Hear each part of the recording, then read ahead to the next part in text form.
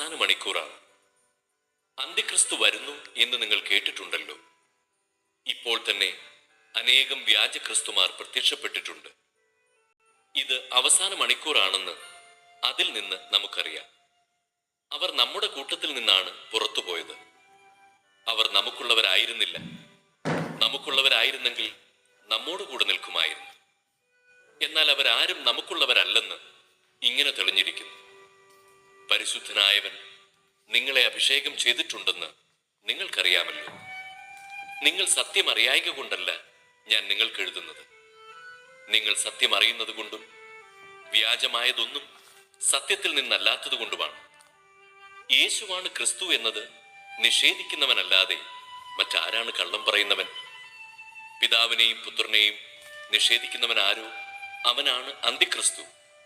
പുത്രനെ നിഷേധിക്കുന്നവന് പിതാവുമില്ല. പുത്രനെ ഏറ്റുപറയുന്നവന് പിതാവും ഉണ്ടായിരിക്കും.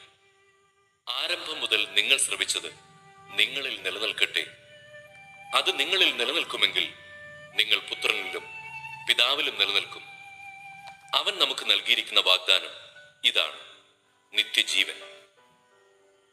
നിങ്ങളെ വഴിതെറ്റിക്കുന്നവർ നിമിത്തമാണ് ഇത് ഞാൻ നിങ്ങൾക്ക് എഴുതുന്നത്. ക്രിസ്തുവിൽ നിന്ന് നിങ്ങൾ സ്വീകരിച്ച അഭിഷേകം നിങ്ങളിൽ നിലനിൽക്കുന്നു.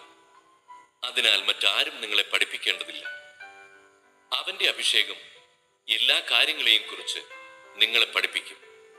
അത് സത്യമാണ്, വ്യാജമല്ല. അവൻ നിങ്ങളെ പഠിപ്പിച്ചതനുസരിച്ച് നിങ്ങൾ അവനിൽ വസിക്കുവിൻ. കുഞ്ഞുമക്കളെ, അവൻ പ്രത്യക്ഷനാകുമ്പോൾ നമുക്ക് ആത്മധൈര്യമുണ്ടായിരിക്കാനും അവന്റെ മുമ്പിൽ ലജ്ജിക്കാതിരിക്കാനും വേണ്ടി അവനിൽ വസിക്കുവിൻ. അവൻ നീതിമാനാണെന്ന് നിങ്ങൾക്കറിയാമെങ്കിൽ നീതി പ്രവർത്തിക്കുന്ന ഏവനും അവനിൽ നിന്ന് ജനിച്ചവനാണെന്ന് നിങ്ങൾക്ക് തീർച്ചയാക്കാം. അനുസരിച്ച് വിധിക്കാതെ നീതിയായി വിധിക്കുവിൻ. ഇവനെയല്ലേ അവർ കൊല്ലാൻ അന്വേഷിക്കുന്നത്? എന്നാൽ ഇതാ ഇവൻ പരസ്യമായി സംസാരിക്കുന്നു.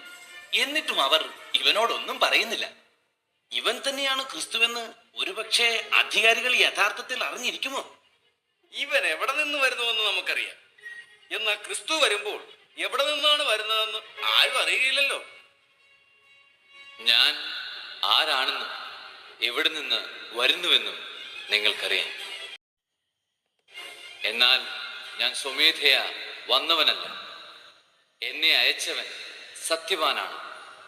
അവിടുത്തെ നിങ്ങൾക്കറിഞ്ഞുകൂടാ. എനിക്ക് അവിടുത്തെ അറിയാം. എന്തെന്നാൽ ഞാൻ അവിടുത്തെ അടുക്കിൽ നിന്ന് വരുന്നു. അവിടുന്നാണ് എന്നെ അയച്ചത്.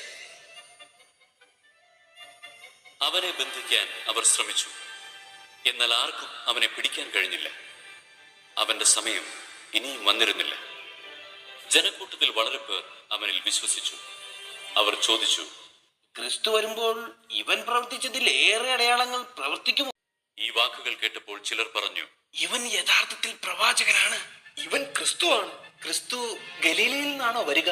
ക്രിസ്തു ദാവീദിന്റെ സന്താന പരമ്പരയിൽ നിന്നാണെന്നും ദാവീദിന്റെ ഗ്രാമമായ ബേത്ലഹേമിൽ നിന്ന് അവൻ വരുമെന്നുമല്ലേ വിശുദ്ധ ലിഖിതം പറയുന്നത്?